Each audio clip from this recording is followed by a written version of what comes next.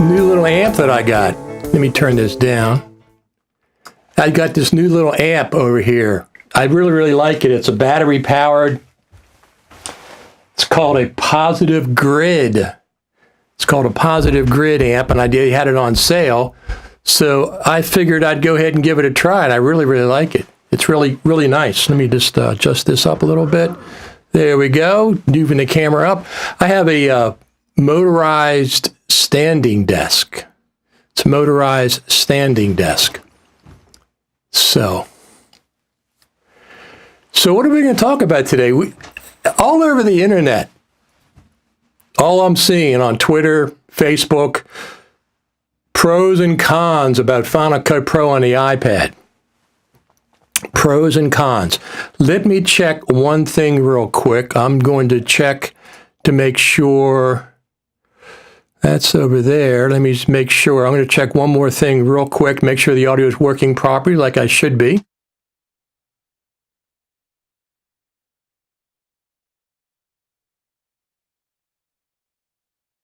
It indeed is. It indeed is.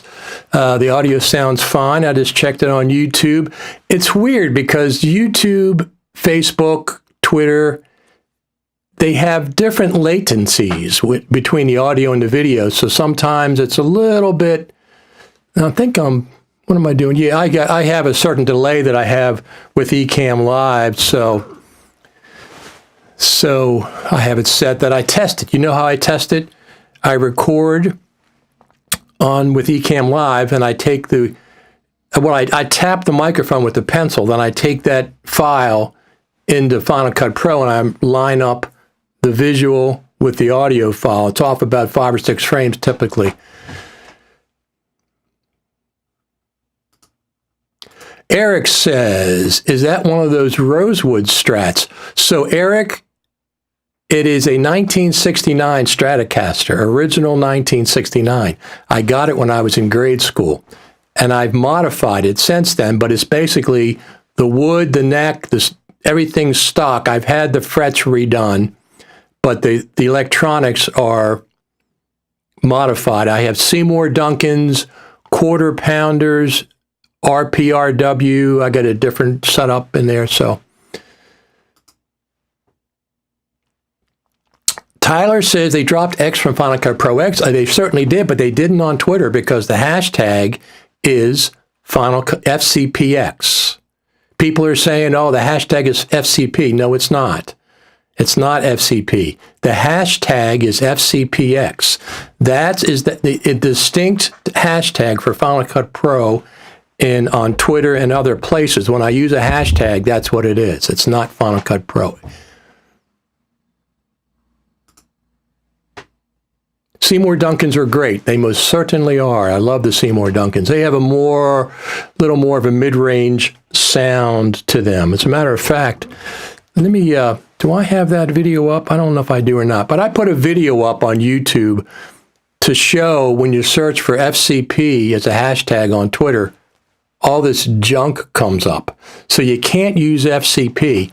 FCP is a distinct hashtag for Final Cut Pro. Whether Apple dropped the X or not makes no difference. The hashtag remains. It's the only unique hashtag for Final Cut Pro on Twitter. And I use it because it's the one they use on Twitter. Yeah. So chime in, all the listeners. This show is for you, is for the listeners. I'm going to express some of my opinions as well, but I want you to chime in. Thumbs up for Final Cut Pro on the iPad, thumbs in the middle if it's not that big a deal one way or the other, or thumbs down if you don't like the idea of Final Cut Pro on the iPad. That's what this show is going to be about. Primarily, we got some other things to talk about as well. Let me just pull up my notes here.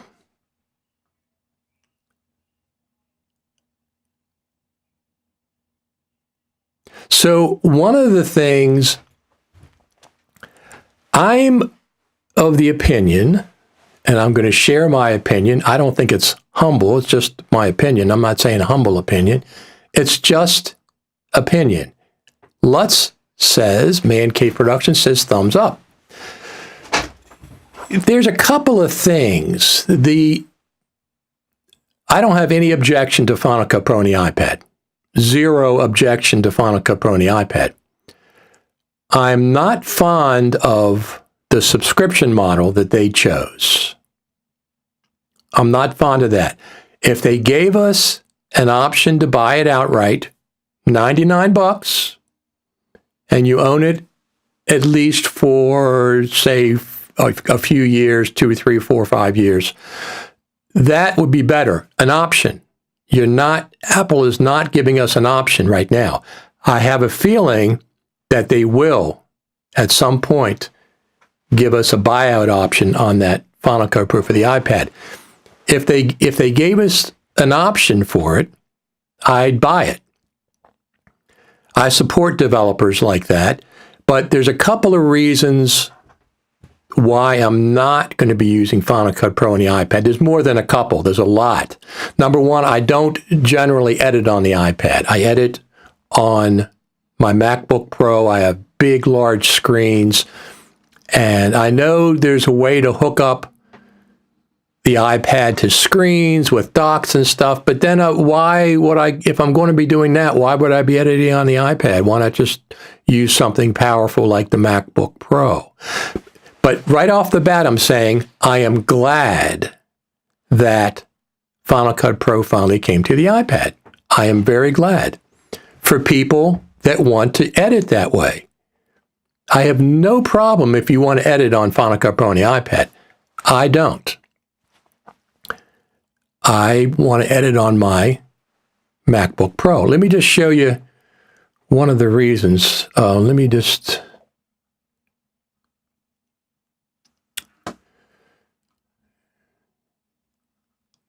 say this. I would have preferred a one-time price. Exactly. Give us an option. Apple, Final Cut Pro team, give us an option for a one-time price, at least up. You don't have to give us a one-time option for 20 years, but at least say for 5 years, give us an option to buy in rather than that pesky, constant drip of subscriptions. Okay? Give us an option to buy in. Now, that doesn't mean you provide it forever, like Final Cut Pro at this point, 12 years for $299. I have no problem whatsoever paying another $99 if they did a new version of Final Cut. Zero problem with that. If they did a brand new version built from the ground up, they should give us a discount for the people that have supported them for the last 12 years, and then they can have a one-time price again. I have no problem with that. But this constant drip out of the subscription faucet, every time you turn around, is a new subscription. Give us an option. Do you care about your customers? Your customers are telling you, give us an option. Give us an option. If you're not listening to the customers, why are you in the service business? We want an option for subscription or a one-time purchase. You can still have the subscription for people that want it, and you have the one-time option for people who don't want to pay subscription. Boy, I tell you, I just got to do my glasses. I have wanted Final Cut Pro on iPad for many years because it would allow me to create a truly mobile and nimble ANG kit. I'm very disappointed that Apple's now renting software. I agree with that. That's exactly what I'm saying. So for people that want, I am very, very, very happy for everybody that wants Final Cut Pro on the iPad. Hands down, I am happy for you. I'm not going to use it for many reasons. I'm not going to use it. Let me just show you one. Do I have that up here? Here we go. Let me see if I can do this. Okay. This is the screen that I'm on right now when I'm broadcasting live. This is my real estate. This humongous 34-inch LG monitor. These are all the windows that I'm monitoring. When I edit Final Cut Pro, I have a very, very long timeline, which I like. It's actually too long sometimes. I have to pull the right side down when I have to look at the inspector a lot of times. Rather than looking all the way over there, I have to pull the screen narrow when I'm working with the inspector. Then I'll put it back when I'm just working with the timeline. This is one of the reasons I'm not going to be interested in editing on an iPad unless special circumstances. If I'm at NAB, yes, I would work on the iPad. As a matter of fact, I use LumaFusion at NAB on my iPhone. That's one of the reasons that I'm not going to be not going to be renting Final Cut Pro on the iPad at this point. Now, I completely reserve that I can at some point. I'm not saying I'm never going to. I'm saying right now. For one thing, you can't edit on an iPhone. You cannot edit with Final Cut Pro on an iPhone. LumaFusion, you can edit on the iPad or the iPhone. One of the other reasons are you have to buy a newer iPad. My iPad is very old. I'm not going to buy an iPad just to edit Final Cut Pro on the iPad when I have all this great real estate. Let me turn that off. When I have all this great real estate. Oops. Are we off? Yeah, we're off now. I'm not going to, that's another reason. You can't edit on the iPhone. LumaFusion is $29, one-time price. They haven't raised that price yet. You have add-on packages. I don't mind paying for add-on packages, multicam if you want it. I'm not doing multicam, so I'm not getting that right now. I have the FCPX Export XML. I do have that because I will go from LumaFusion to Final Cut Pro. So that's another reason why I won't get Final Cut Pro in the iPad, because you can't edit on the phone. And I need to edit on the phone sometimes when I'm mobile. Okay? Another reason, you can't edit off external SSDs. LumaFusion, you can. LumaFusion, $29, has an iPhone version and a Mac version. If you have an M1 Mac, $29, you can edit off external SSDs, and you also can edit off an iPhone. So if I'm going to be editing on an iPhone or an iPad right now, it's LumaFusion, hands down. LumaFusion, hands down. But once again, let me just keep reiterating so you don't get the wrong idea. I am ecstatic that Final Cut Pro has come to the iPad. It's just not for me. It's not for me at this point. Now, even though I don't have a modern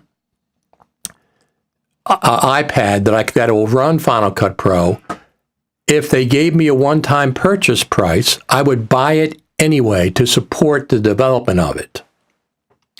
Let's get some of these comments in here. Boy, they're just buzzing by. Let me see. I had to move my glasses up.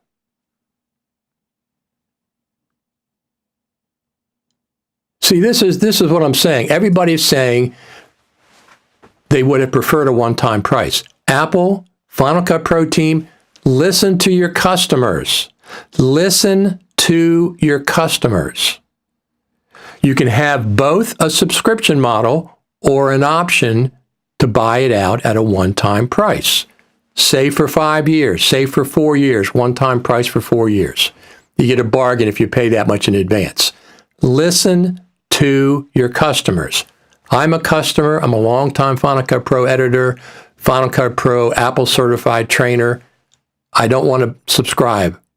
I want to pay one price and get the application. I'm not using it right now regardless for either way, but Michael Wright says, man, might try it But if I buy an M1 iPad, that's one of the reasons why I'm not trying it right now. I don't have an M1 iPad, and I'm not planning on buying one. I don't use my iPad that much.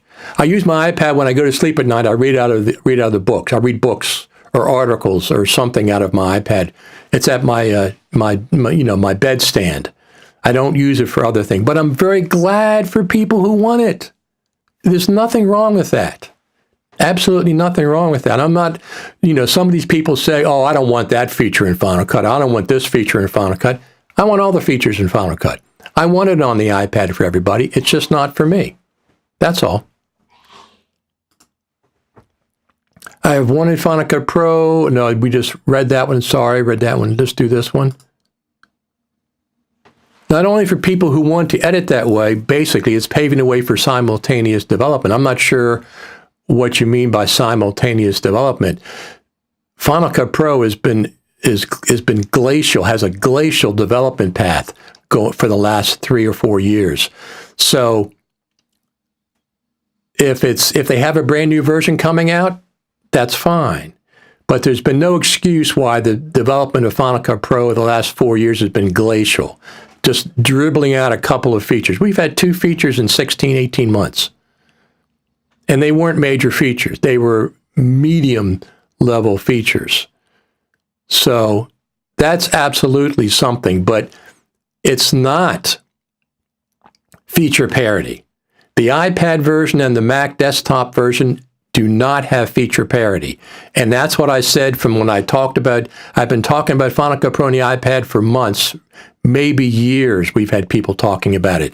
And I said, there's no way it's going to be as powerful as a desktop version. It's different, but it's not feature parity. They tell you on the website itself, in order to do some more advanced color grading, take this project to Final Cut Pro. Now, the other thing is Final Cut Pro, once you take it to Final Cut Pro, you can't bring it back into the iPad version because there's things in the Mac desktop version that the iPad version doesn't have. And there's a few novelties in the iPad version that the desktop version doesn't have. So they're not going to be able to go back and forth that well. So let's see what this says.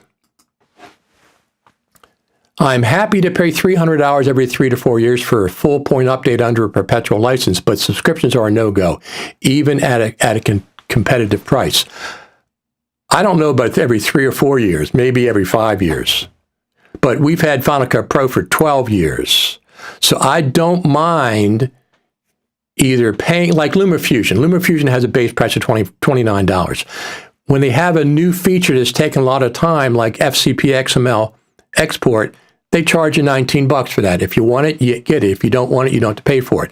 Now they have the multicam. I'm not going to be using multicam in LumaFusion, so I don't need to buy that one.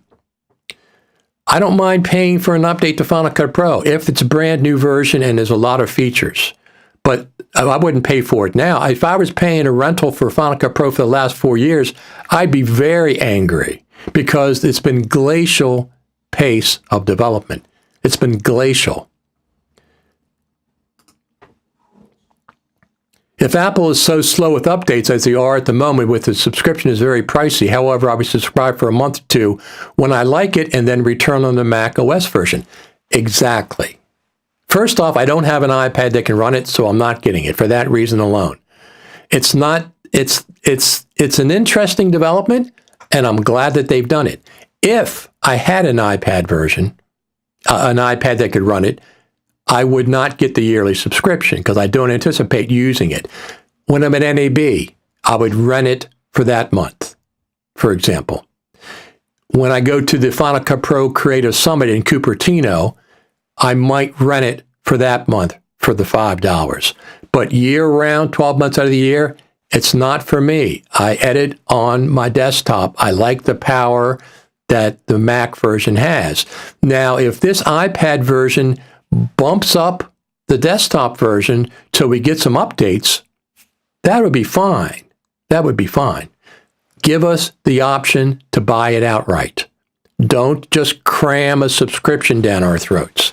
Give your customers the option to buy it outright or for 5 years, perpetual license for 5 years. The idea of the perpetual license is also, just say 5 years. Say it's $99 for 5 years, for at least 5 years. At the end of 5 years, that version doesn't stop working. I can still use the version, the perpetual license version that I have.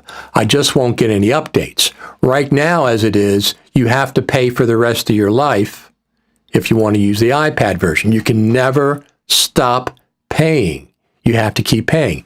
Is $4.99 a lot of money? That's not the point. That's a false flag. It's not the point about $4.99. It's the idea you can never stop paying. Give me the option to buy a perpetual license, and I'd be more interested. I would probably see if they gave me a perpetual license, I would probably get an iPad that would run Final Cut Pro on the iPad. But I'm not going to rent it. I'm not going to just try it out. If I'm going to buy an iPad, that's a big investment, right? Yeah, it is. So if they gave me the ability to buy a perpetual license, I would get an iPad to have it. But I'm not going to do it under the subscription model. Seeing how slow updates are in general for Apple apps makes me wish it was a one-time purchase. Apple, are you listening to these comments?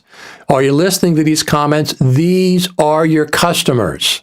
They want a one-time purchase option. You can still have the subscription model, but give them option for a one-time purchase, even if it's for 5 years. But when I pay for it, the app won't stop working if I don't update. It'll still remain at that level.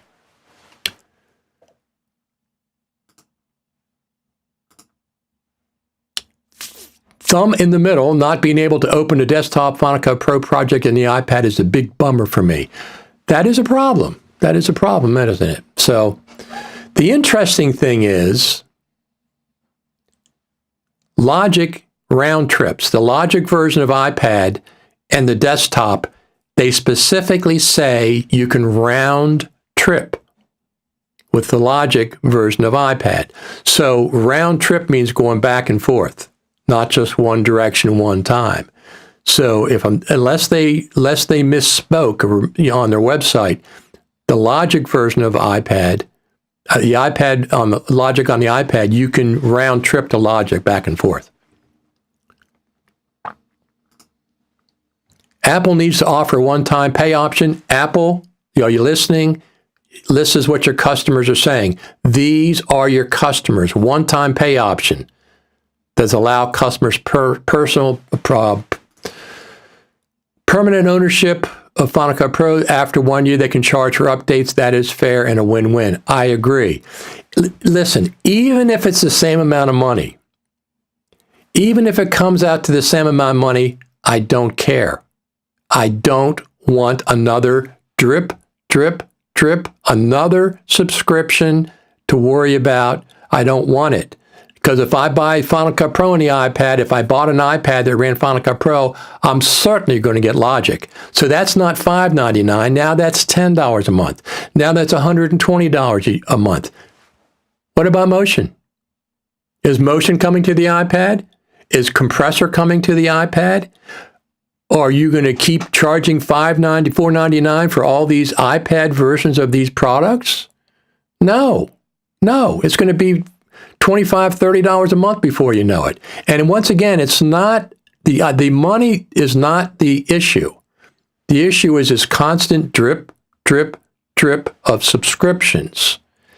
Give us the option to buy it outright. Then you'd have something. You'd please a lot more people.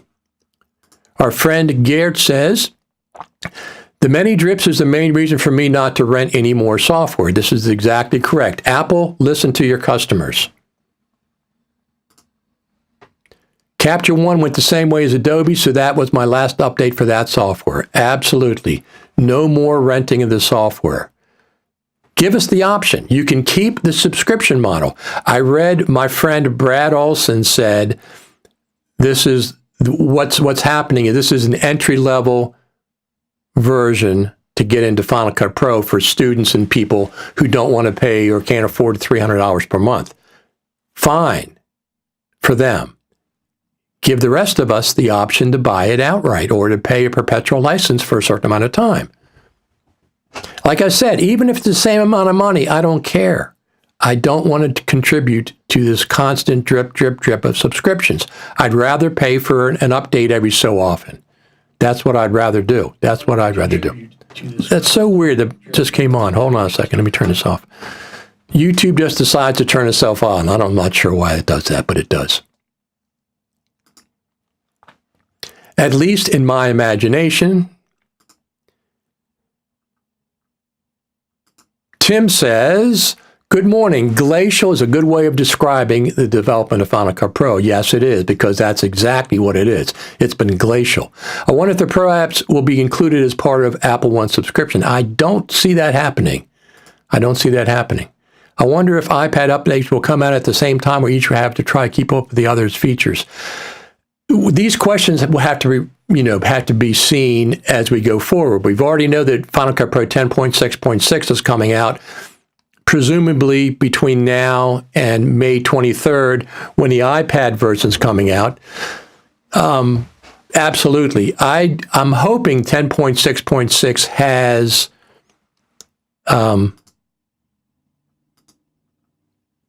some features besides just iPad compatibility. Would I like to try the iPad version? Absolutely. I'd like to try it out, but I'm not going to be doing my big project. I have a 56 terabyte RAID 5 connected to my desktop. That's one of the places my big projects live. I have one project that I'm working on that is 8 terabytes. 8 terabytes, and I work directly off of that from the RAID. You can't do that with the iPad version. Number one, there's no drivers for the RAID. There's no iPad, iOS, Mac iOS drivers for the RAID, so I can't connect it. Number two is, I think you have to transfer your footage to the iPad internal storage, right? Well, the iPad internal storage is at 1 terabyte maximum. That's what my phone has. That's another problem. But listen, I'm really glad that it's out. Number one, it's causing all this, hubbub about Final Cut Pro. They should have put it out before NAB because it would have done the same thing. It would have given Final Cut Pro some free energy during NAB. They do it 2 weeks after NAB, 2 weeks before WWDC.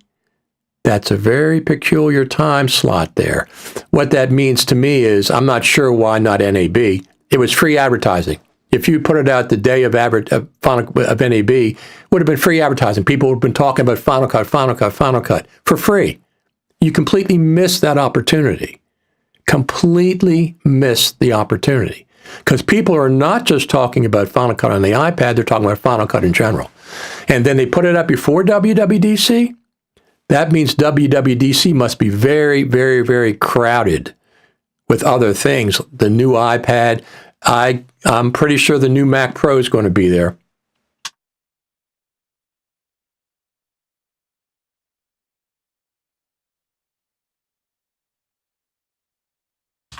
I'm pretty sure the new Mac Pro is going to be there. Let me tell you why. Do you think the new Mac Pro is coming out in 2023? It really has to, doesn't it? Because it's already a year late or a year and a half late. So it's coming out, I presume, in 2023. If it's coming out in 2023, they will announce it at WWDC. They've announced every Mac Pro, all the models from the PowerPC days, they've always announced them at WWDC. They didn't all come out at WWDC, but they all were announced at WWDC. I expect this year to be no different. I expect this year they are indeed going to announce the Mac Pro. When it comes out, don't know. But they have a Mac Pro. They have probably new iPads coming out. They're going to show off the new Mac OS. They're going to show off the new iOS. People are talking about these glasses, which I'm really not interested in, but That's fine. If you like them, that's fine. So they didn't have room to wait for 2 weeks to show Final Cut Pro and Logic Pro on the iPad. That's why they did it 2 weeks before WWDC.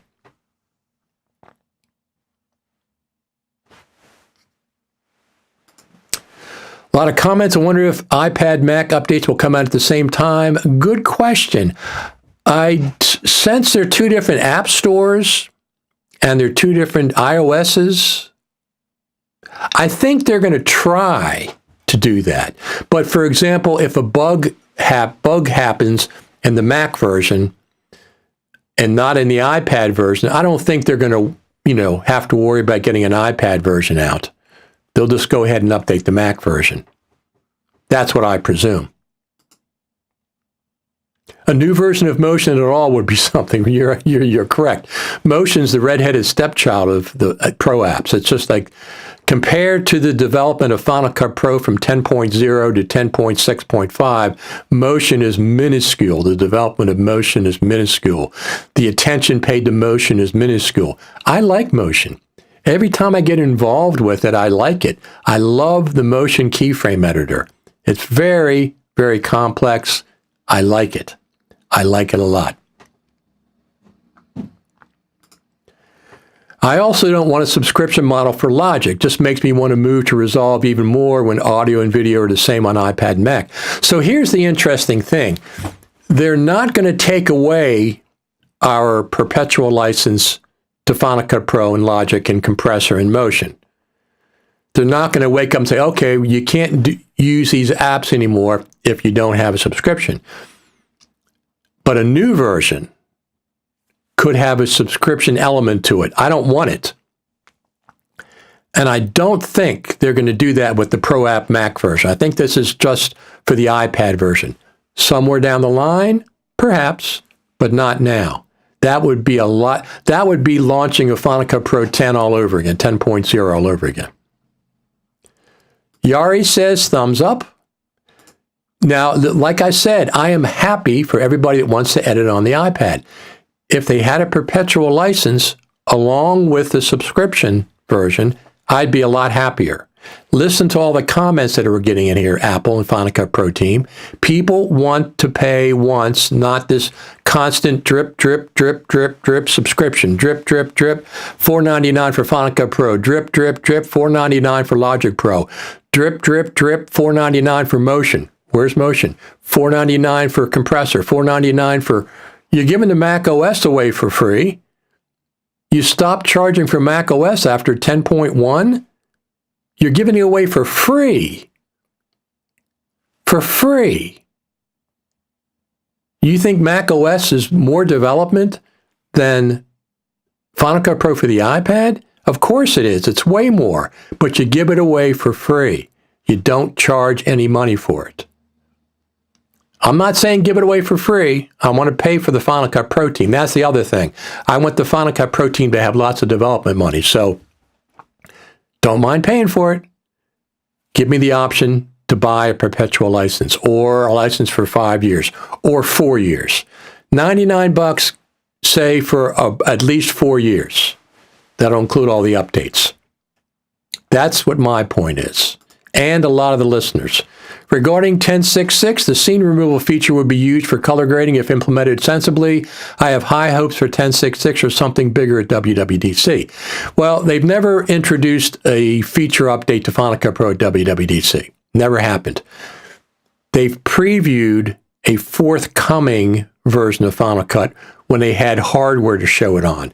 So the odds of getting a new update to Final Cut Pro at WWDC, I mean a specific feature update, I don't see it. I expect 10.6.6 to drop between now and May 23rd. Obviously, it'll happen by May 23rd, but I think it could come out at any time. I hope it has some features besides just iPad capability. I really do. It'd be disappointing if it didn't. Now, if it's just a bug fix, it'll be 4 in a row, 4 bug fixes in a row, an all-time record for Final Cut Pro. I think instead of RAID support, they are relying on people buying network-attached storage for the local network for the iPad ecosystem, but you can't edit off those. I mean, you can't. You have to edit on the, at least right now, from what I understand, you have to edit off the internal storage of the iPad. Could be wrong, but that's the way it is right now, and that also could change in the future. Spot Lewis says, hello from Philadelphia.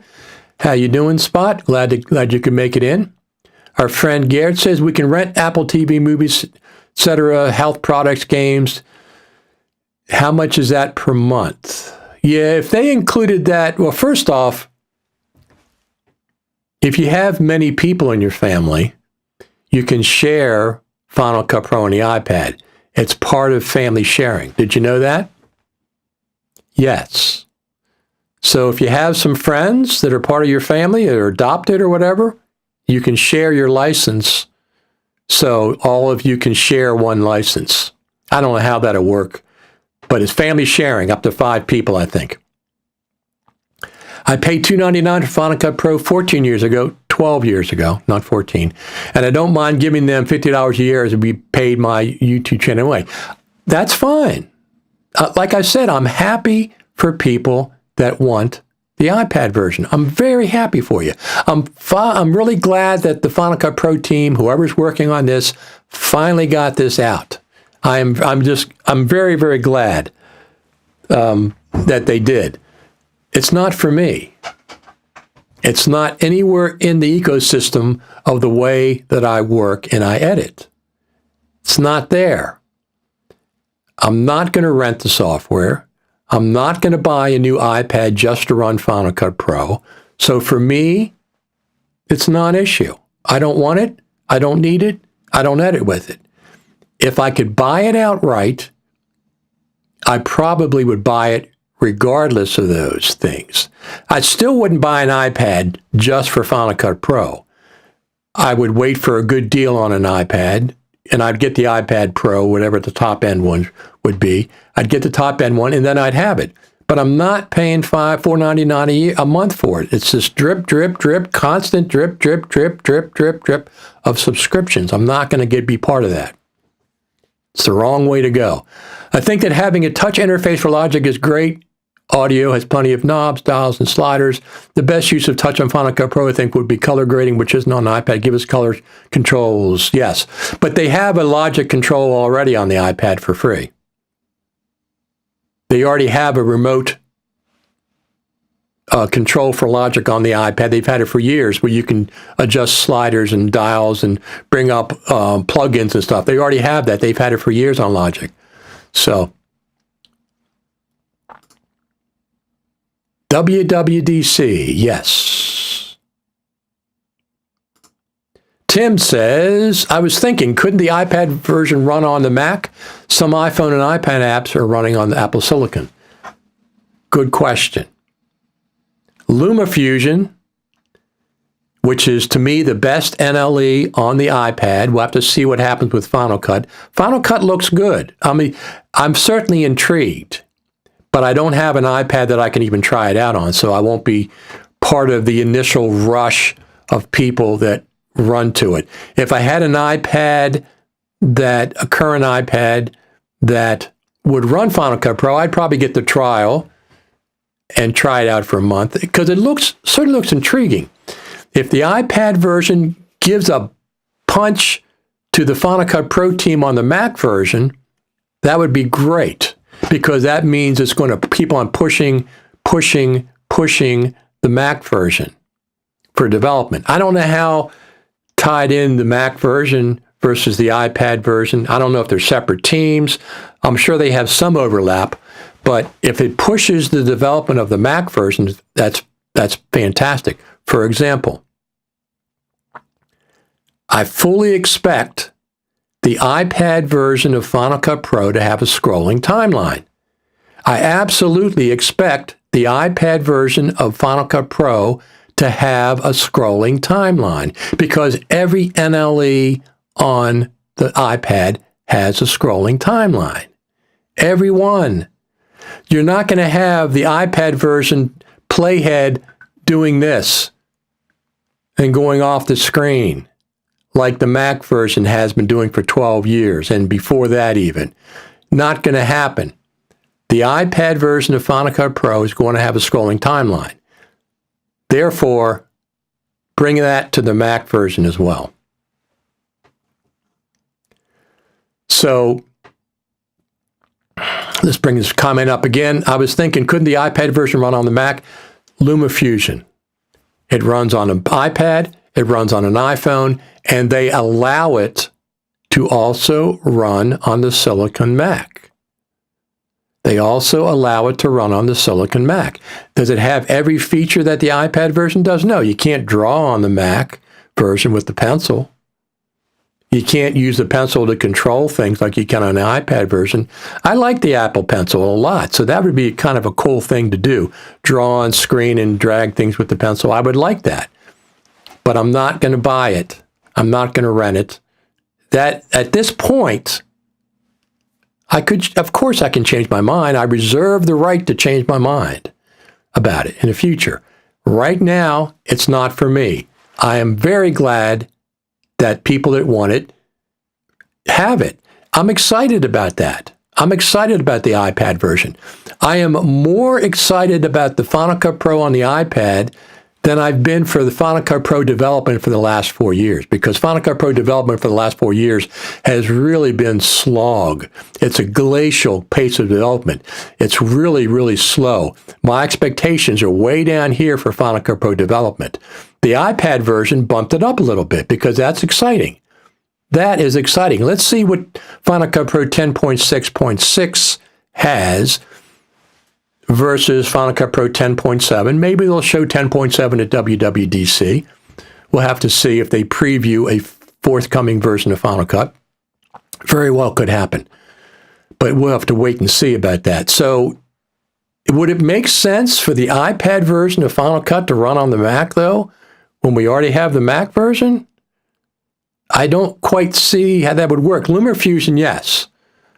As a matter of fact, LumaFusion, when I talked to Terry and Chris, they have a dedicated, at least 1 or 2 people dedicated to make sure the Mac version runs as good as it can. They're not dedicating it because they're a touch interface, but they have somebody, at least they did, to make sure the Mac version runs optimally as it can without putting a lot of development cycles into it. The thing they will announce at WWDC in regards to Final Cut will be an App Store extension for third-party content like audio plugins. iLock is going to love it. I've been requesting that for a long time. That would be fantastic. Having different versions of Final Cut reminds me of the Express days. Yes, I remember those days. Absolutely. It's time for coffee.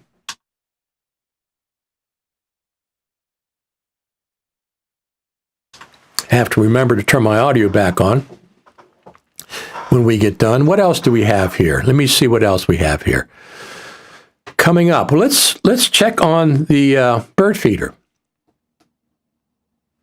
This is my backyard, Final Cut Pro, Final Cut TV radio headquarters. As you can see, it's rainy today. That's the bird feeder in our backyard. The garden's to the right-hand side. This is a live cam. I don't know if any birds come up there. Maybe I'll put it back on. We've been having birds all day, though. Kind of surprised.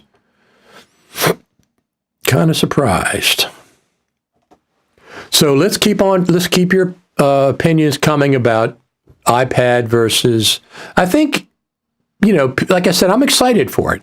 This has re-energized the Final Cut Pro community, even though it's not, everybody doesn't want to pay subscriptions.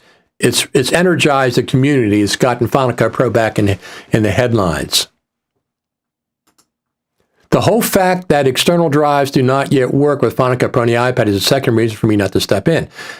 Isn't it interesting that they don't work with Final Cut Pro, but they work with LumaFusion? LumaFusion works with external drives. If you have a USB connection, once again, you need a USB connection on your iPad. Now, once again, if I get an iPad, it's going to be a high-end iPad Pro, the biggest one they make. It's going to have USB.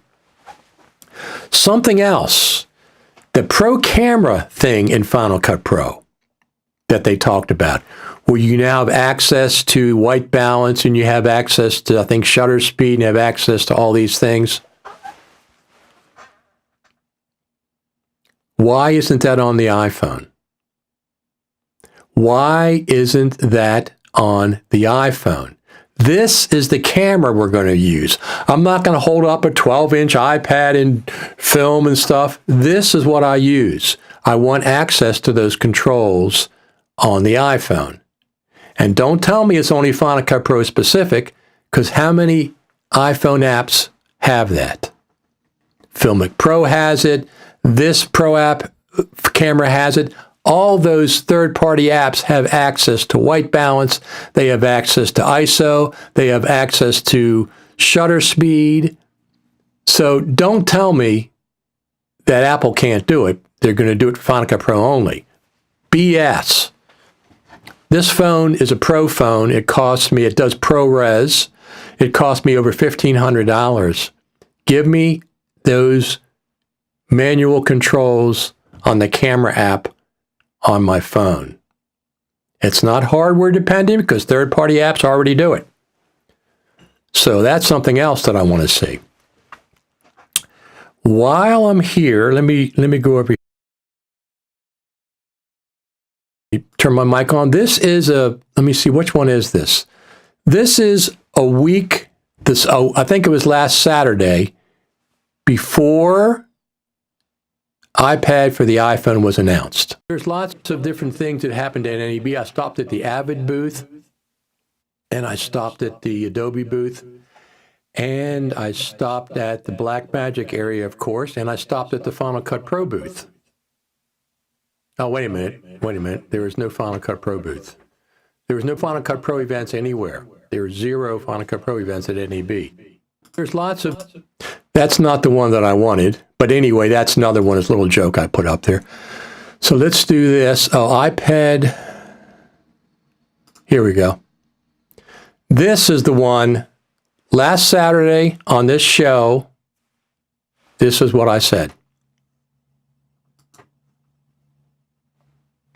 Here's the deal with that. I'm sure they got a version of Final Cut Pro on the iPad over there in Cupertino, right? Well, it would make sense that they did. It would make sense that they did. I've been saying all along, well, this is not a surprise.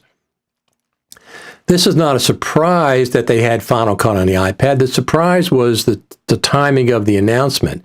So, you know, there's rumors that it was coming out in 24 and 25. Of course, from what I've read, that was a plant. Apple planted that rumor to try to get leaker, and apparently they caught it. If it's true, I'm not saying it's true.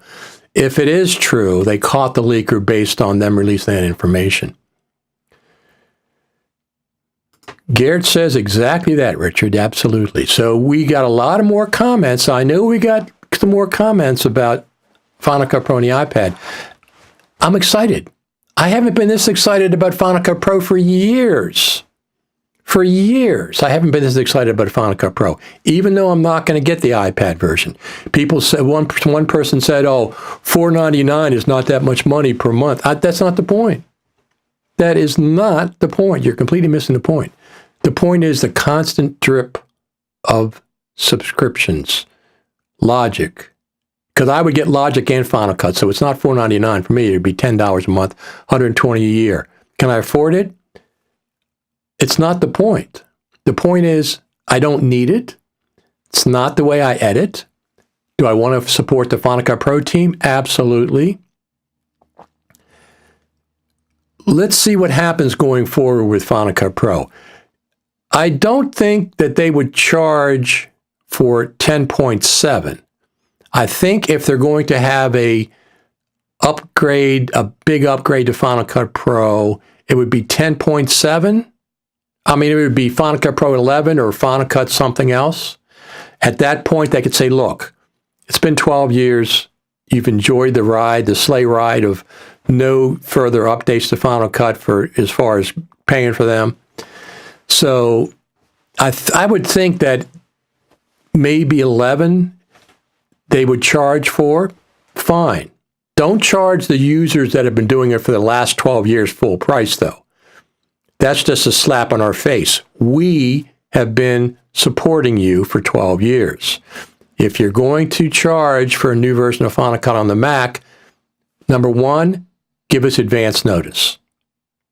Don't just spring it on us like the next day. Give us advance notice. Tell us 6 months or a year ahead that the next major version of Final Cut Pro is going to be an upgrade fee. Give us the option to pay $100 or whatever for the upgrade. No problem with that. It's not about the money. If you think it's about $4.99 a month, this is what you're doing. You have blinders on. Oh, I can't see beyond $4.99 a month. That's not the case. It's not about the money. What happened when Apple decides to drop the external port? The iPad is USB-C already, but I believe Apple plans on iPhone without ports, so Apple could do with the iPad. So I don't see how they're going to do that. I mean, I don't see how they can do that. Any leaks, news on iPad Final Cut? Yeah, of course. Well, it's not leaks. You can't believe what you read. Somebody on Twitter said that his sister was working for for Apple, and she leaked him some information. He leaked it online about coming out in 2014 and 2015. I right off the bat said that is a bunch of malarkey. There's no way you're going to know a year in advance what's coming out a year and a half from now. Nonsense. It's, every year you hear it's coming out. Well, it finally made it out in 2023. The update for FCPX will probably come out when Final Cut Pro becomes available for iPad. That would make perfect sense. That's May the 23rd, which is 2 weeks, 10 days. 10 days. I have no problem with subscription model on iPad. Once again, Yari, that's you, not me. I'm glad for you, and I want it to be available for you. It's not for me and many people who have been commenting today. They want to pay one-time fee if they get it. I'm not getting an iPad just to run Final Cut Pro. Why in the world would I?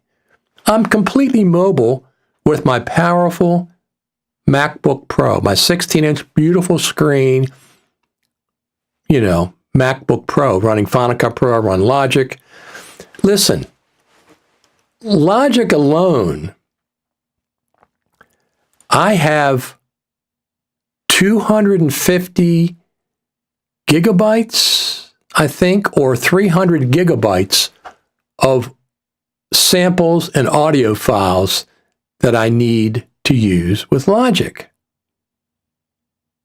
I use them all the time. I'm not going to get an iPad with 1 terabyte and use a quarter of it just for Logic. It's ridiculous. Number one, you got to get external SSD support. And number two is, number 2, 3, 4, 5, 6. There's a whole bunch of those.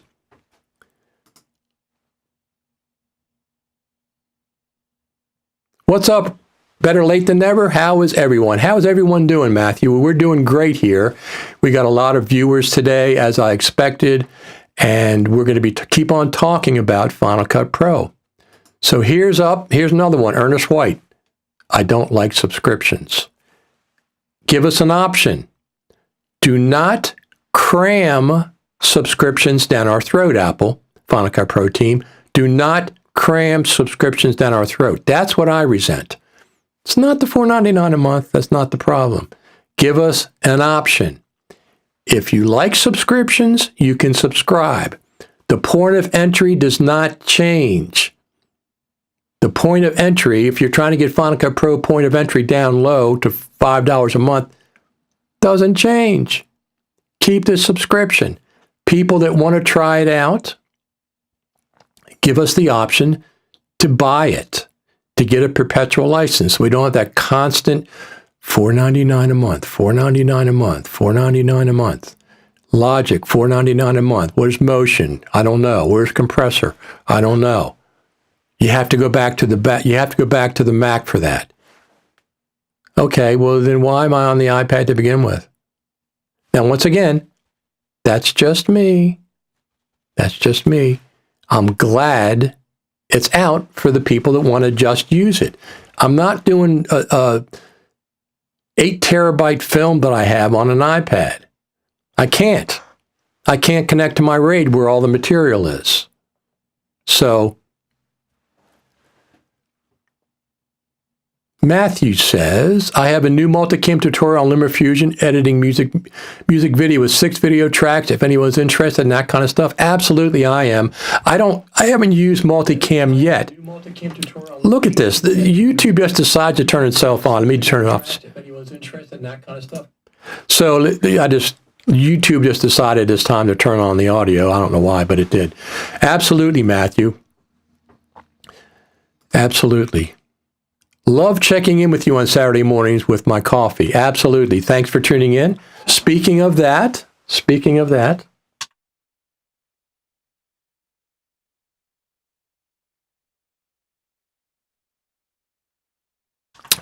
two things. Number one was coffee. Number two is subscribe. Oops, there it is. Subscribe over there at YouTube. Let's do this one. Like and subscribe over there at YouTube. Get my numbers up. That's what I like to do. I'm not overly active. I don't make a living off of YouTube, of course. I can monetize it. I have reached the level that I can monetize it. I mean, I have literally hundreds of thousands, 500,000 views over there on YouTube with, none of them are like giant proportions, but over cumulative, I have hundreds of thousands of views over there at YouTube. They've notified me recently that I can start monetizing. I have to look into that, how that works exactly. I don't know. But obviously, the more people, if they're interested, and the more they're interested, the better it is, the more subscribers I have, et cetera, et cetera. Do you think the right to animate will be iPad only, or could we potentially use a mouse trackpad to do the same thing on a Mac? Well, there's a couple of things. Number one, as I said last week, I said, don't you think they have a version of Final Cut Pro on the iPad over there in Cupertino? I'm going to say the same thing. Don't you think they have a touchscreen MacBook Pro over there in Cupertino? Of course they do. Absolutely, they have a touchscreen MacBook Pro over there in Cupertino. They've had it for years. They're working it. So the combination of touch and trackpad and a keyboard. I mean, I can't edit Final Cut Pro without a keyboard. I just can't. I have too many shortcuts, etc. The pencil is really cool, and I certainly, once again, am excited about it. At this point, it's not for me. I'm not buying a new iPad. Unless, Tim Cook, you want to get some change in your pocket, give us the option to buy iPad on Final Cut Pro on the iPad, and I'll buy a new iPad. Give us that option, and I'll buy a new iPad just to run Final Cut. I'm not going to buy with your drip subscription. Listen to your customers. Your customers want to be able to pay for it. They want the option. You're not giving us the option right now. You're only cramming a subscription down our throats. That's not the way to treat your customers. Your customers have been supporting Final Cut Pro for over 12 years. Final Cut Pro 10 for over 12 years. And before that, Final Cut Pro. Listen to your customers. Give us the option to buy it for at least 4 years or 5 years, whatever you want to do, $99. That would be fine. You'd get more money because some people are never going to get the subscription version. They would buy the version, including me. Now, once again, that's the way I feel today. I completely reserve the right to change my mind at a future time. But right now, I'm not going to get it. I just don't edit on the iPad. I'm all in with subscriptions if it means further Final Cut Pro development. Well, why not give the money to the Final Cut Pro Mac team? Why not support them? Go give them a tip jar or something.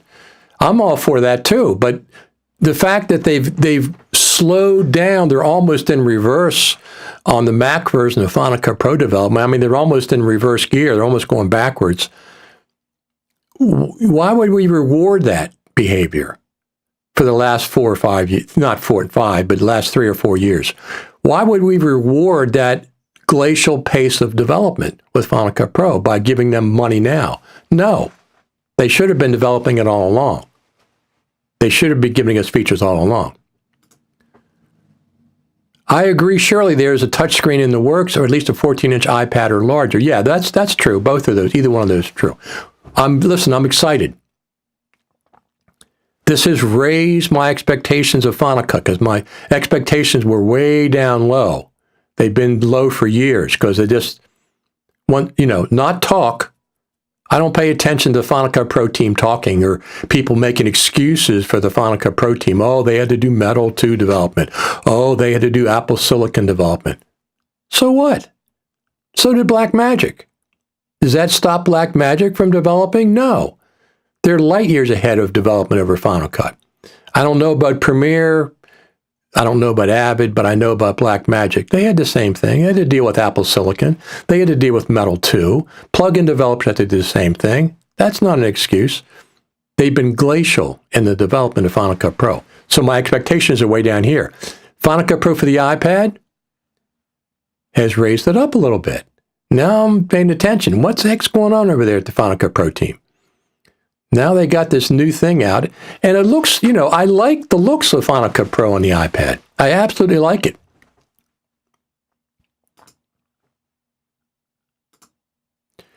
Do you suspect we will have an update to Final Cut 10.6.6? Yes, by the mid-23rd, since the notes say 10.6.6 is required. Also, what does iPhone 13 equipment mean on the Final Cut page? I don't know about that, but yeah, I expect it they don't have to wait till then. If it's ready, they could release it now, 10.6.6, so people can get used to it and check out bugs and stuff, because the iPad version and the Mac OS version are two separate things. And you might get bugs on one and not have bugs on the other. So they have to get it out there so people can test it out. I expect 10.6.6 to drop at any point. I absolutely do. So one of the things, let me just pull this up. Let me pull this up real quick. We did that one. So our friend, real quick, Ian Anderson has a new plugin that came out, so I did this video for him. It's picture-in-picture PIP kit, and it's really, really cool. It's a lot of cool features. I'm just going to play a little bit of this. So it has, you can go to my YouTube channel. I have this effect over there. So this lets you start with a full screen video and then seamlessly come on in to the instant picture. Now, this just... So this plugin is way more than you initially think. Watch the video. It goes through a lot of things that plugin does. Ian's a good friend of mine. I've known him from the Final Cut Pro Creative Summit. He comes on the show all the time. He was just on recently. This plugin is way more than you initially think. You're thinking, oh, picture in picture, I can do that manually. No. Watch the video. It's on my YouTube channel. It's very, very cool. Let's check the bird feeder. There we go. There's some birds.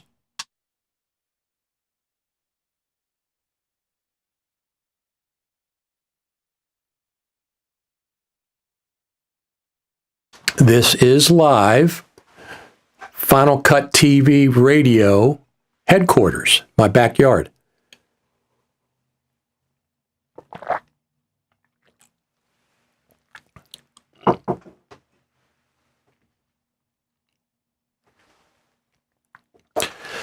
So, what else do we want to talk about here with Final Cut Pro and the iPad? Like I said, I'm excited. This has definitely it's piqued my curiosity as what's going on. That WWDC is, what, 2 weeks away? So I'll be very excited for that as well. I'll be very excited for that as well. So we'll see what happens there. What do you think about the new Mac Mini M2 and M2 Pro for Final Cut Pro? I think it's a great, great matchup. I think it's a fantastic matchup. I almost bought the M2 MacBook Pro, but I was pulled back from the ledge, the cliff, and I'm waiting for the M3. What happened was, as a matter of fact, what happened was, so I sold my MacBook Pro.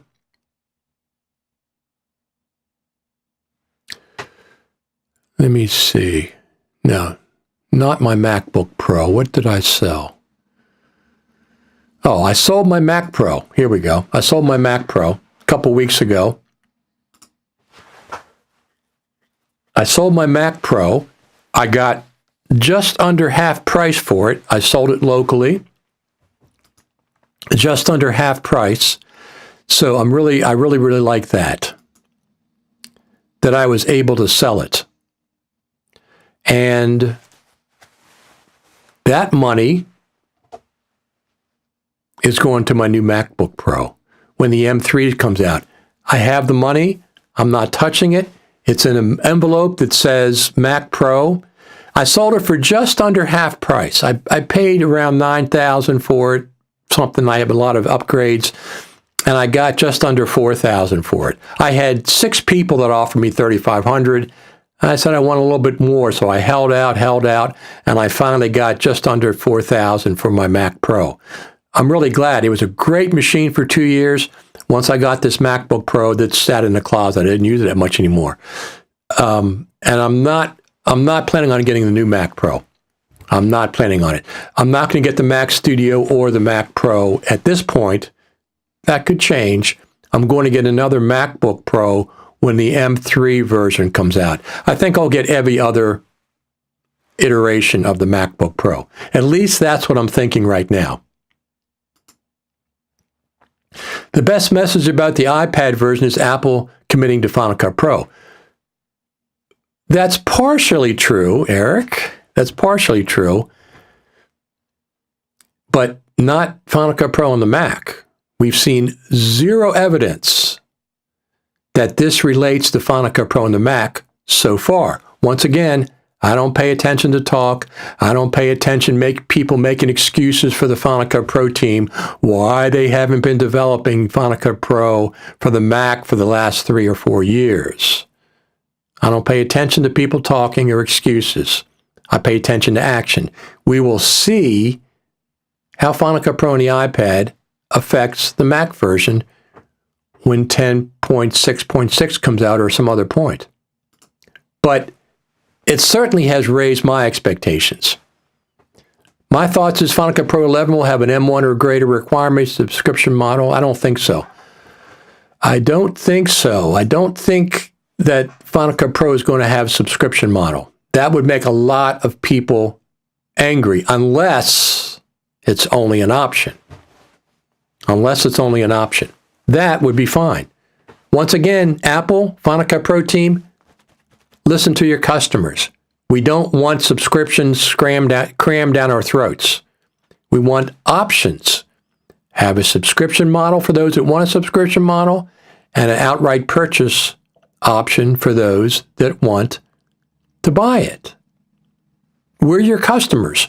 We're the ones that have been paying your bills, your salaries for the last 12 years. I suppose Apple paved the way to have one Final Cut Pro engine for Mac and iPad. Everything else is adapting things to the specific OS. With that in mind, I think it makes sense for Apple to wait with Final Cut Pro 11. But that's just my tinfoil hat take. This is what you're here for, what I'm here for. I want the tinfoil hat takes. You know, the thing is that people that, if you don't, you have like 3 different camps. People that thumbs up Final Cut Pro on the iPad, people that are in between or don't care, and people that say no. Okay? I am glad that Final Cut Pro finally made it to the iPad for those of you that want it. it's exciting. It's raised my expectations for what's going on with Final Cut. It's brought them up a little bit, but the Mac version still, we haven't seen any evidence of life for the last 16 months. We saw 2 updates last April and nothing since then. 2 updates every 16 months is ridiculous. It's a ridiculous pace of development for the Final Cut Pro team. Don't tell me they were working on the iPad version. Baloney. Baloney. I don't care about that. I don't want the iPad version to take away resources from the Mac version. Nonsense. Now, if the iPad version bumps up the Mac version, that's good. That's a positive. That would be a positive. What else do we have? Do we have anything else here? Let's check on this. No activity at the bird feeder.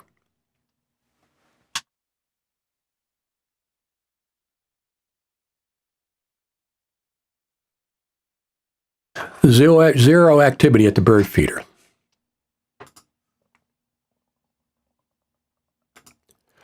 I don't support subscription, by the way. I just don't understand why they would make iPad subscription and not Mac. DaVinci is one-time or free. Maybe they follow that, but going Premiere way is thumbs down. The reason is because if they want to see a relaunch, if they want to see a deja vu of when they launched Final Cut Pro 10, make the desktop version subscription only. And you will see hordes of people abandon Final Cut Pro. You will see an uproar like they've never seen before. The people that have been supporting Final Cut Pro all these years, a lot of them would abandon it. I would certainly think about abandoning Final Cut Pro at that point if the Mac version went subscription only. I absolutely would think about abandoning Final Cut Pro. I don't expect it to happen, so I'm not really worried about it. I don't see myself paying and edit long videos with it. 2 terabyte internal storage. How long does it take to move over to the iPad? Yeah, I feel the same way. Your birds are the same. Very funny, Lutz. Your birds are the same as the updates from Final Cut Pro. Indeed. Yeah. This is great. I'm so glad everybody's here. We're talking about Final Cut Pro. You have other people that are on there and they just talk, and just they tell you, I want to hear your ideas about Final Cut Pro. I want to hear all your ideas about Final Cut Pro. That's why I do these on Saturday mornings. At this point, I'm going to continue them. Of course, I'll be doing them going through WWDC. And if there's any announcement, I expect a Mac Pro to be announced at WWDC. If there's a Mac Pro to be announced at WWDC, I expect they could show a future unreleased version of Final Cut Pro on the M2 or M3 Mac Pro. They certainly could do that. They've done that before at WWDC. I'm not saying Final Cut Pro is on the screen at WWDC quite often. It's just they don't provide an update, a feature update at WWDC. They never have. They have never provided a feature update to Final Cut Pro at WWDC. I don't expect them to do that this year. Showing a preview of something forthcoming, yes, that could happen. That's happened before. But not a release of a Final Cut Pro feature at WWDC. I don't see it. I don't understand why M1 is a requirement. I have a $1,200 iPad Pro that Apple wants to give me for $250. LumaFusion can run 4K. Why the M1 requirement? Yes. So LumaFusion can run on it. LumaFusion can do 6 tracks of video, and I don't know how many tracks of audio. LumaFusion with their add-on can do a 6-camera multicam and an additional 5 or 6 layers of 4K video on existing legacy iPads. It also can edit off of external SSD. Final Cut Pro can't do that yet. Final Cut Pro rocked LumaFusion. Shocked. Sherlocked, I think you mean. No, it did not. I've talked to them about this. They've been on the show many times, and we talked about Final Cut Pro coming out. There's plenty of rooms for both. LumaFusion is only $29. Final Cut Pro is $50 a year. So you would have, but LumaFusion has been $29 for years. You never paid any more. They're not the same. And LumaFusion is a very advanced, powerful, professional NLE on the iPad. And the iPhone. Where's my phone? Oh, here it is. And the iPhone. Final Cut Pro does not run on an iPhone. LumaFusion does. And it's very effective. I use this at NAB. I edited videos on my phone. Instead of taking them off my phone, airdropping them to my MacBook Pro, back and forth. No, I filmed them on my phone. I edited them on my phone. I uploaded from my phone, all in LumaFusion on the iPhone. Final Cut Pro is not on the iPhone. LumaFusion has a very, very good marketplace still. Let me see, I can't quite read. MacBook Air 15-inch with an M2 chip is a mistake. It could be the first M3 computer from Mac.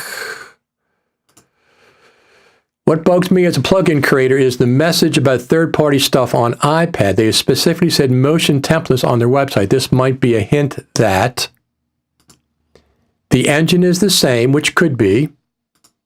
Motion will get an update. Oh, I presume it would. I presume it would. Final Cut Pro is clearly not for long-form media. I don't need it, but I'll subscribe for a month or two out of curiosity. Right, but I have to buy an iPad, which I'm not going to do. I'd love to see automatic shortening of music like the iPad version, but I guess there was even only possible with the included music and not other downloaded music. A bit sad. Well, use Audio Design Desk. Use Audio Design Desk. That's what I would say about that. Richard, do you own the AirPod Max headphones? No, I do not. If so, do you like them? They seem very overpriced, but I love the AirPod Pro tech. I have the AirPod Pros version 2, and I love these. I use them all the time, but not the headphones, no. Here are my headphones. I love these headphones. This is what I use. Can you see what they are? DT77 Pro. These are the ones that I like. They're very, very neutral sounding. The MacBook Pro powers these. These are a high resistance pair. And the MacBook Pro, the one I have, was updated to support these. I don't have them plugged into that right now. I haven't plugged into my audio interface. But those are, I can trust those. They have a very, very good flat sound. If, for example, Apple is on this day, they will present Final Cut Pro 11 and it will be a monthly subscription, but they will promise 2 massive updates every year. What would be your reaction then? Anything could happen. But when you say 2 updates per year, they had 2 updates last April to Final Cut Pro, but so what? 16 months, 2 updates in 16 months. If you're saying 2 updates with a lot of features for each update, I would rather pay a update fee. I mean, you're talking about apples and oranges or just nitpicking, but I would rather pay the same amount of money as a one-time rather than this drip, drip, drip faucet that every month drips new subscriptions, every month new subscriptions. I would rather pay somehow to get an update. I don't like this drip, drip, drip of subscriptions. A lot of people don't like it. It just keeps on adding up. Like I said, it wouldn't be just Final Cut for me. It would be Final Cut and Logic. So there's not just $5.90, not $5, it's $10 a month, $120 a year right off the bat. That's one of the things. But even if it's the same amount of money, I'd rather just pay it just philosophically, so I'm not paying another subscription. I don't like subscriptions. A lot of the viewers do not like subscriptions. Apple, listen to your customers. give us the option. You can keep the subscription model for whatever reason you want, but give us the option to buy a perpetual license or a license for 4 years or a license for 5 years would be better. $99, say, well, this will get you 4 years of updates. That's fine. But here's the thing. Besides the updates, at the end of the 4 years, the version that I bought continues to work. The version of Final Cut Pro for the iPad continues to work. It doesn't disappear. You can't use it no more. That's what I'm talking about. I want to maintain the version. Just like Final Cut Pro now. If they go to a subscription model for Final Cut Pro, which I don't think they're going to, there's no evidence of that. If they went to a subscription model, the version that we have right now will continue to work. Maybe not be updated, but it will continue to work. Same thing with the iPad version. Let me pay $99, even if you gave me 2 years. $99, 2 years updates, but at the end of the 2 years, the version I have at that point continues to operate. You don't pull the plug on my app because I'm not paying a monthly subscription. If I want to freeze it at that version, I'm the customer.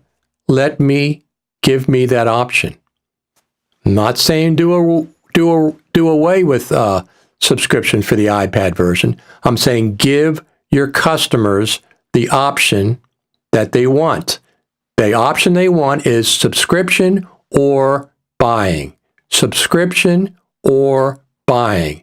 If you only do subscription, you're ignoring your customers. If you only give a subscription, you're ignoring what your customers want. That's my point. Anyway, I'm excited about it. This has energized the Final Cut Pro community, even if it's just debating. It has energized the Final Cut Pro community. Final Cut Pro is in the news again. It's been in the news for a while. Let me see what I've missed here.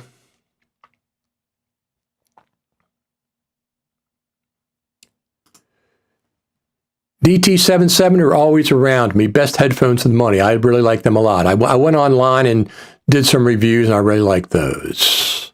I have the 990 headphones, good stuff from Beyerdynamics. There you go. I could see a world where the laptop wouldn't be needed. You could use iPad Pro on the road when we're home from work, Mac Studio, even if Final Cut Pro worked back and forth. I like the laptop. I like it. I hope they don't get rid of the laptop. A touchscreen laptop will be fine. I wouldn't use it all the time, but I'd use it some of the times. So excited about the future of Final Cut. Greetings from Italy. How you doing? So Matthew, with this comment, when you add a keyboard and a mouse to the iPad, what do you have? Looks like a MacBook Pro to me. There's no way I'd get an iPad without a keyboard and using a mouse, Bluetooth mouse. It looks like the MacBook Pro, except it's touchscreen as well as the keyboard. What feature does the new Final Cut Pro need to have to put it as the most desirable NLE? What would put Final Cut Pro above Resolve? Well, first off, tell me something in the last 4 years that the Final Cut Pro team has done to Final Cut Pro that's been original and innovative. I'll wait.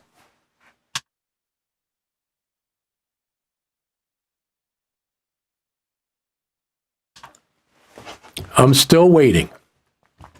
The innovation and the original ideas for Final Cut, we have not seen that for years. Dupe detection is not original, and it's not innovative. Other NLEs have had that for a long time.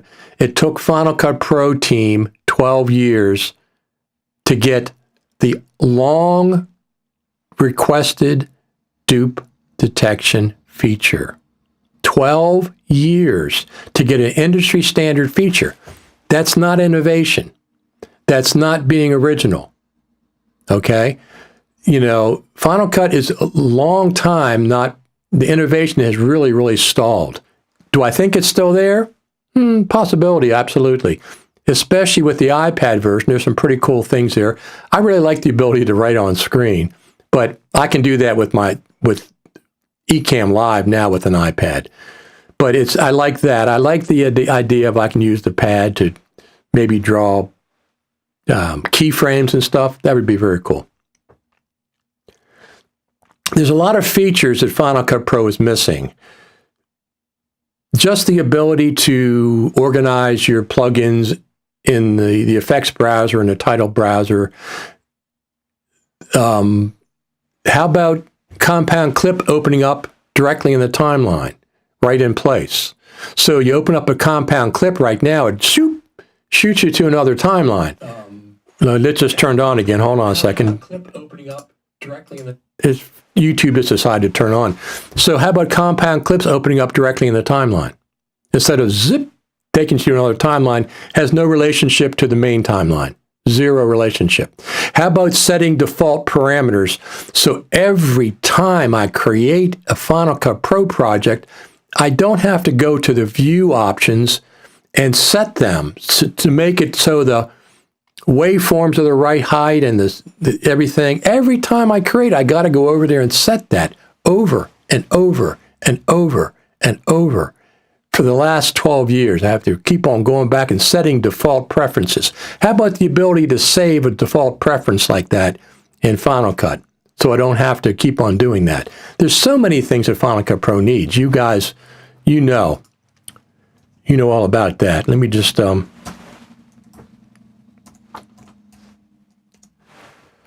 So let me just pull this up real quick. I'll pull this up for you, and we will go look. Let me see, desktop, cat room. So this is the Final Cut Pro for the iPad.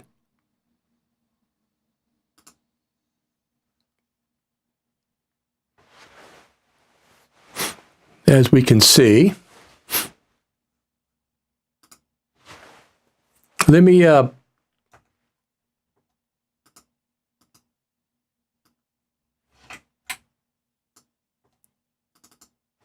I'm just going to pull this up real quick.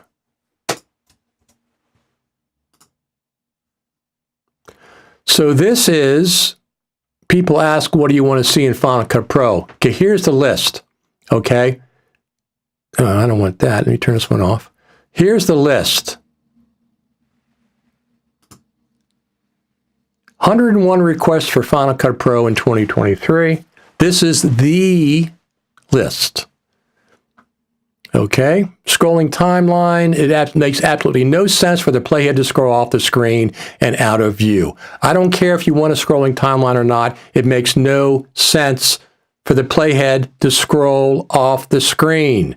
It's ridiculous that they haven't fixed this after all these years. Motion has a scrolling timeline. Logic has a scrolling timeline. You don't have to use it if you don't want it, but those of us that want it, how about roles-based mixture? How about project improvements? How about the ability to drag one project into another project? How about a project preview in the browser, a live skimming preview in the browser? True round tripping with motion, a clip logger is something that I don't want to explain right now. Better keyframing options, a clipboard manager with history, remember. Browser improvements, more distinctive, accurate playhead locator, adjustments, secondary and primary storylines, etc., etc. There's 100 things that Final Cut Pro could use that they're really falling behind in the development.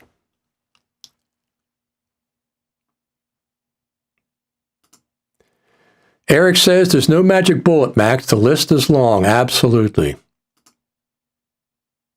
If Apple got there together with feature updates, Final Cut Pro would be more desirable NLE than Resolve all along. Final Cut Pro is the best jack of all trades, in his opinion. Now, Eric, it's true. I mean, when I edit, I go to Final Cut Pro first, but I'm starting to use Resolve more. This iPad version of Final Cut Pro, I'll admit it, it's exciting. It means there's life. I don't know if there's exactly a one-to-one correlation between the iPad and the Mac version. I don't know. We'll have to see what 10.6.6 brings. 10.4.9 gave us features, 10.4.9. 10.4.4 gave us features. 10.6.2 gave us features. Hopefully 10.6.6 will give us features because we've already had 3 updates in a row that are just bug fixes, performance enhancements. 10.6.3, 10.6.4, 10.6.5. I don't think they've ever done 3 bug fixes in a row. So 10.6.6 should have some features. It'll hold us off for 10.7 if we get some features in 10.6.6. I think we will.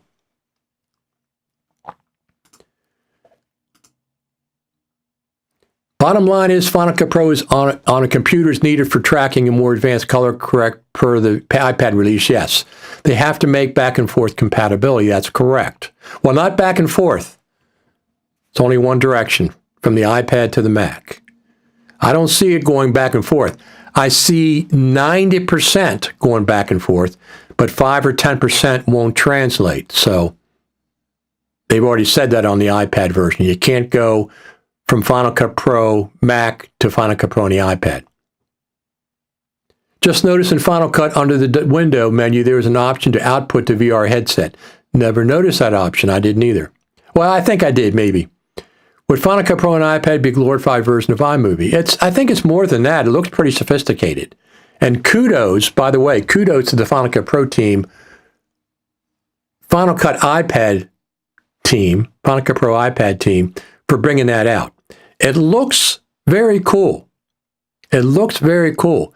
And I wish that I'm not going to get an iPad at this point. It's not on my top 10 list. I'm going to get the iPhone 15, the Pro model, whatever they come out with. And maybe if they come out with an M3 MacBook Pro in 2023, I'm not planning on getting the Mac Pro either. I don't care what it is. I just don't need a desktop like that.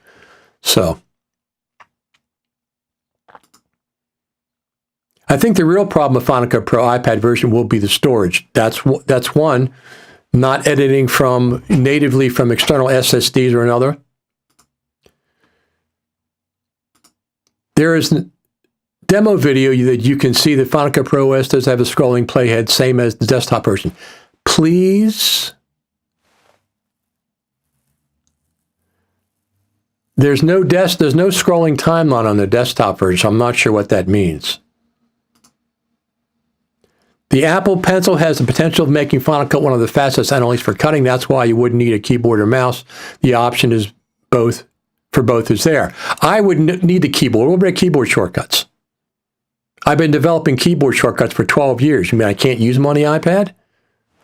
Come on. I got muscle memory going here. I got muscle memory. I got to have a keyboard for the iPad. Pencil would be very cool, though. I really like that. I want auto cut blank scenes like recut caption feature, better audio controls. No, listen, I guarantee you that they're going to have audio transcription and captions. I use Blackmagic Resolve for that all the time. Even if I edit in Final Cut Pro, I take it out of Final Cut Pro, put it in DaVinci Resolve, beta 18.5 studio version, not the regular version, the studio version. And the captioning is fantastic. You can transcribe the clip in the browser. You just right-click on it and transcribe video clip, whatever it says. It does a whole transcription. It brings up a text file with all the things. You can select the text. It selects that portion of the video in the browser window, in the viewer window, and you can make a subclip and resolve whatever you want to do. Guarantee you, Final Cut has got to have that. Once again, where's the innovation? They don't have it. Premiere came out with it. DaVinci Resolve 18.5 came out with it. You can't tell me that Final Cut doesn't have that. But they're late to the party. They're following instead of leading. They don't have to lead all the time. Give us some innovation. I'm not discounting them. I'm still here. I'm doing Final Cut TV on Saturdays. I do the Final Cut Pro Radio podcast. By the way, the Final Cut Pro Radio podcast is approaching 2 million downloads at this point. Well, both of my podcasts, but that one is, we're probably up to 2 million downloads on Final Cut Pro Radio, but I only have the count from the last 10 years because that's when I joined Libsyn. But before that, I had hundreds of thousands of downloads as well. So that's real popular. So let's get my YouTube channel up there too. Go ahead and subscribe over there on YouTube. I'd appreciate it. And subscribe and like both. That would be great. That would be fantastic. Great once. 10.6.6 better be more than bug fixes. I agree. If it's just bug fixes, it'll be 4 bug fixes in a row and people will be once again griping and complaining about the lack. It's got to have some features mixed in there. They've done a lot. They've done features with 10.4.9, 10.4.4, 10.6.2. They all had features mixed in there with the point update. The iPad version of Resolve has more features than the desktop version of Final Cut. Even seeing detection of full audio mix, the only thing missing for me is ProRes RAW and magnetic timeline. Right. There you go. If you could ever use scroll wheel on right to move along and blade, that would be sweet on iPad for cutting. A roll versus having to select a small button in the middle of the screen. Yes, absolutely. Absolutely. Ernest says, done, liked and subscribed. Absolutely. Thank you very much. Thank you very, very much. What he's talking about is at my YouTube channel. Like and subscribe. Richard Taylor TV over there at YouTube.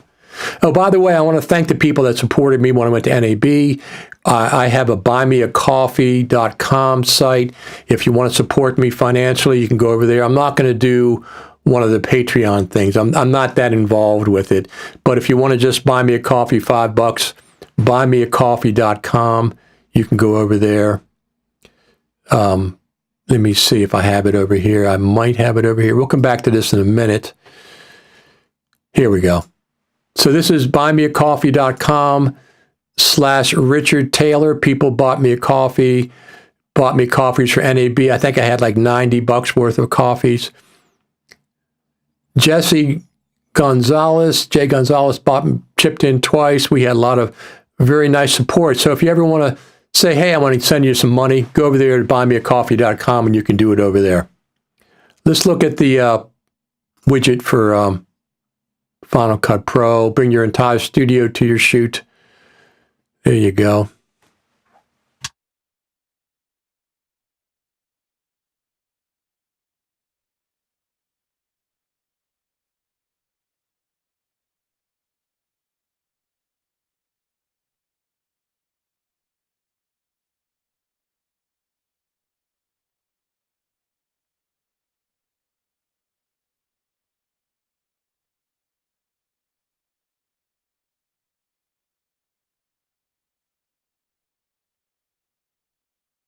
It looks pretty cool. I like it. I mean, I like the looks of it. Like I said, I'm not going to be restricted by all the restrictions that are available on the iPad version at this point. You can't connect external SSDs. You can't connect RAID. What about my 1,500 some odd plugins that I have for Final Cut? You know, custom titles, custom stuff. These are too many features that I can't edit with. But it's exciting. There's no doubt about it. It's exciting that there is signs of life after all these years, but it doesn't translate to the desktop version yet. We'll have to see. We'll have to see. Is it going to have a mixing board from Logic, perhaps? We'll see. I really like it. I mean, it's exciting. I'm not buying an iPad at this point, and I'm not going to buy one just for Final Cut Pro. That's not going to happen.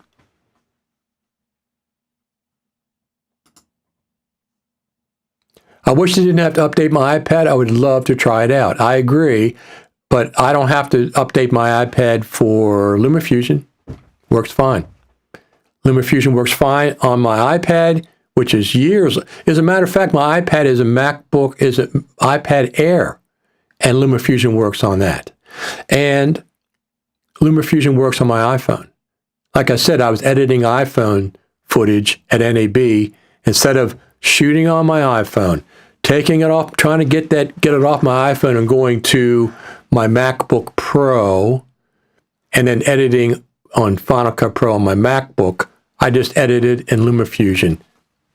It's incredibly, what they've done with the interface on the iPhone is incredibly amazing. There is feature parity between LumaFusion on the iPad and LumaFusion on the iPhone. Things are in different places, and you have to know where they are, but every feature that's on the iPad version is available on the iPhone version. Final Cut Pro is not available on the iPhone. Can't do it.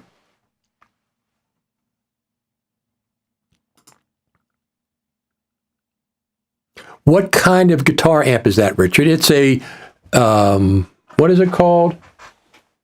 Positive Grid. It's a Positive Grid. It is a coolest little amp. You control, so it's on sale. The white one's on sale, so I got the white ones, $30 off on Amazon. And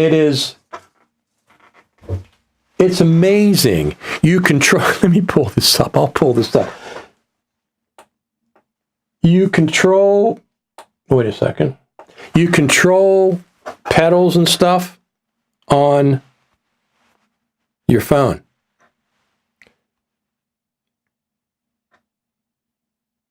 You control pedals, amp modeling, and stuff on the phone. So, for example, pedals and the amp modeling is on the phone, and it's Bluetooth connected to the amp. And I have a lot of amps. I have 2 or 3 guitars. It's amazing that this thing works as well as it does.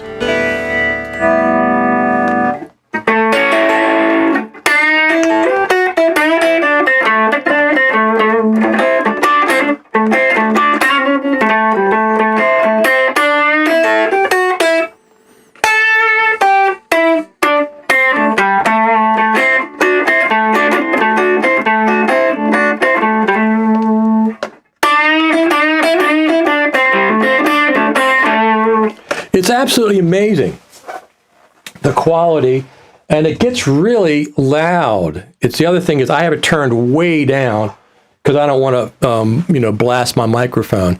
But it's amazing. It's called Positive Grid. It's about, I think it's about $200, $190, something like that. Normally $229. Despite all of my comments and criticism of the subscription model, I want Final Cut Pro to succeed. I do too. I want them to be awesome because it is awesome and the team is awesome. Absolutely. Kudos to the Final Cut Pro team. We're giving you constructive criticism. We're not doing bashing. We're giving you constructive criticism.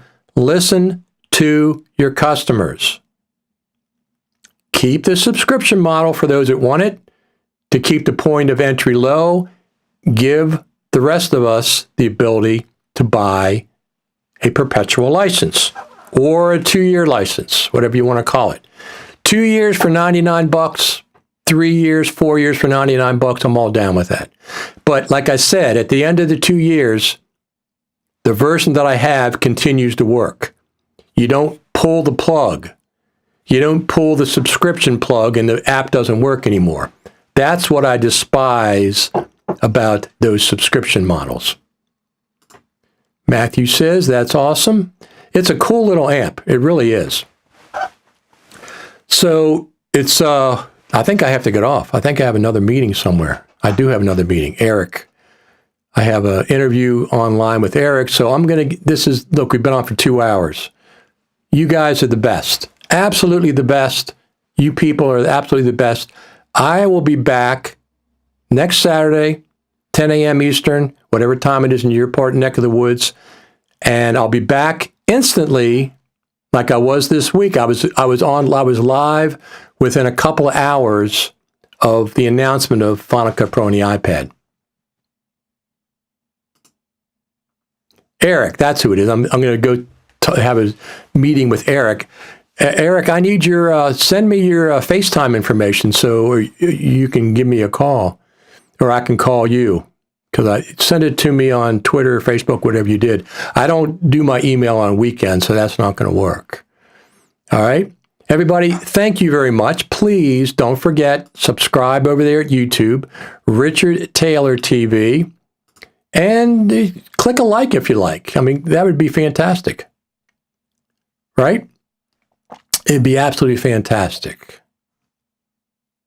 Ernest says, thank you for everything. Thank you. Thank you. All you people that come here on Saturdays. We have a good time here on Saturdays. We're the only ones doing this on Saturday mornings at 11 o'clock.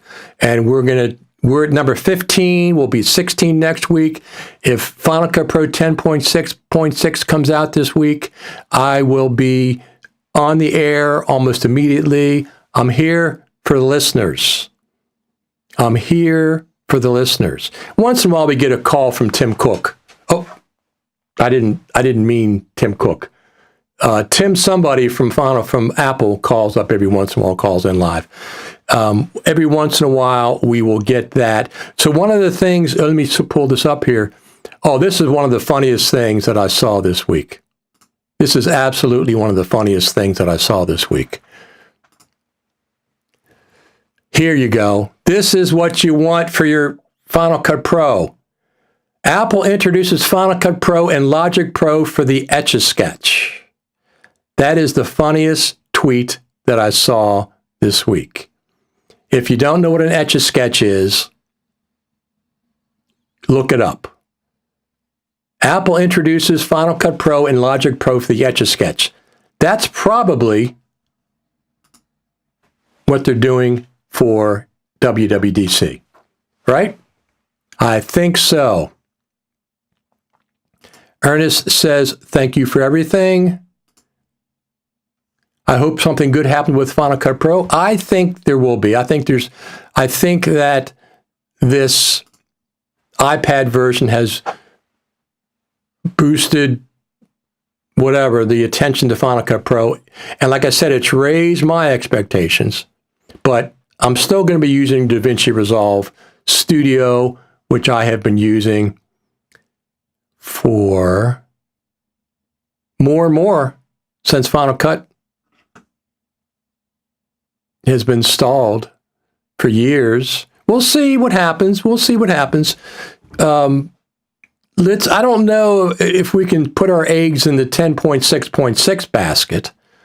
I'm not, I'll be pleasantly surprised if they give us some new features in that. And that could come out before May 23rd. That's not a problem. That certainly can come out this week. Couple new features, iPad version compatibility, whatever that's going to be. That's not the big update, but throw in some features there, Final Cut Pro team. It's been a long time, 16, 17 months since you gave us two measly features. We've had two features 10.6 came out. Two features in 18 months, besides 10.6. Post 10.6, we've had two features in 18 months on the Mac desktop version of Final Cut. The iPad version is cool. I am super glad that it's out. Thank you for putting it out. Give us the ability to buy it rather than just a subscription. Give us the version to buy rather than just a subscription. Yeah, Etch-a-Sketch version. There you go. All right, everybody, I have to get off. I got to get in contact with Eric and hook up, and we're going to do an interview there. I appreciate each and every one of you. I really do. All right? I'll see you all next Saturday, if not before. Richard Taylor, signing out.